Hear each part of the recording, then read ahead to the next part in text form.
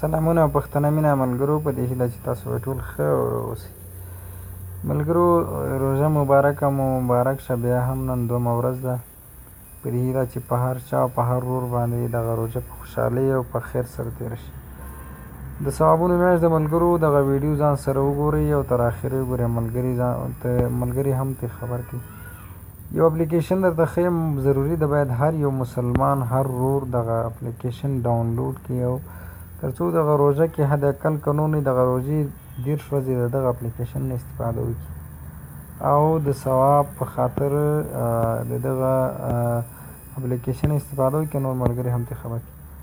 ملګرو، ویډیو نه اوږدوم، تاسو به داسې وکړئ چې تاسو ته یو اپلیکیشن ښیم، هغه به را ډاونلوډ کړئ او ډېر ښکلی اپلیکیشن دی. دغه اپلیکیشن په پلی سټور کې دی.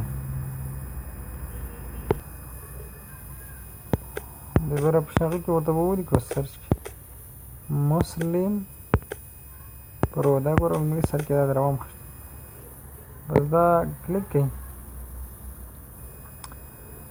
ور یادم چې همدغه اپلیکیشن دی راویښتی. ګوره دلته تقریبا 15 MB دی، یو دا نښه 4.7 د دې ریټینګ دی او 50 میلیونه کسانو، یعنې ډېر زیات خلکو دا ډاونلوډ کړی. ګوره 50 میلیونه کسانو دا را ډاونلوډ کړی دی.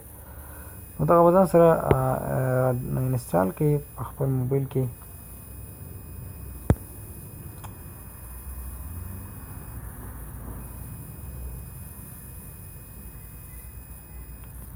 زه دا ویډیو دلته سټاپ کوم تر څو پورې دا انسټال شي او ویډیو اوږده نه شي. اپلیکیشن هم چې انسټال کړو، دغې نه وروسته به دا اوپن کلیک کړو. دغې کې یو څه سیټینګز دي، هغه تاسو ته ښیم چې دا باید لومړی کې وکړئ. دا اپلیکیشن اوپن شي، لږ حوصله کوم. السلام علیکم. لاندې لیکلي د اپلیکیشن نیډز یور لوکیشن ټو کیلکولیټ اکیوریټ پرایور ټایمز. ښه دلته وي دا لوکیشن ځای هغه کوي، پښتنه کې دا به ورته انتخاب کړي. بیا به دا انیبل لوکیشن، خپل موبایل لوکیشن به ورته هم هغه کوي، ځکه د دوی دپاره دا ضرور دی.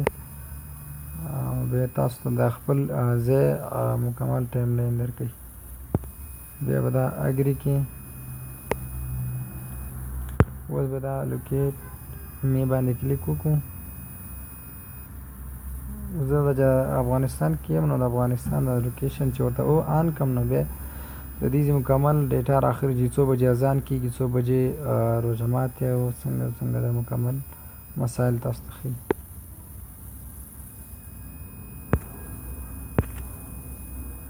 ښه ګورئ، لومړي سر کې لږ وایډ کوو ورته.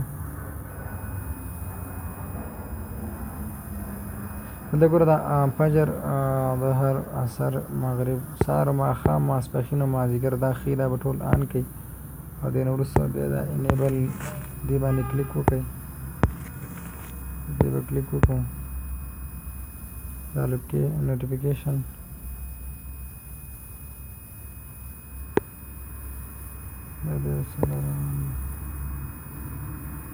بیا به دا انیبل کړو.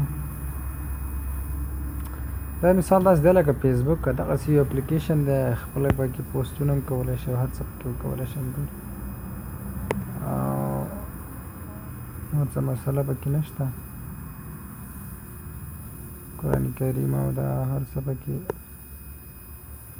راځي. ګورئ دلته پوسټونه تاسو کولی شئ. دا ګوره کسان دا پوسټونه کوي، تاسو هم دې کې پوسټ کولی شئ. مثال د فیسبوک دی او نور پکې بس خاص څه نشته. سیټینګز لږ لاندې کې وځو. ګوره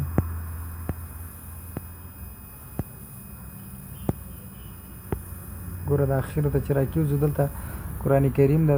دا ګوره قرآن کریم داسې قبله درته ښیي چې کوم خوا ته قبله ده، او روزانه لارښوونې او د میډیا د خبرونو په اړه کې، د حج او د عمرې باره کې مکمل معلومات درکوي. جوماتونه دي، نړۍ مشهور جوماتونه، یو ښه پیغامونه درته ښیي، یو ښه خبره اسلامي جنتري پکې ده. د زکات په هکله مکمل معلومات پکې دي د الله تعالی د 9 نوي نومونه او داسې دا شداد او داسې دا نور لاندې راځو دا ګوره لاندې لیکلي دي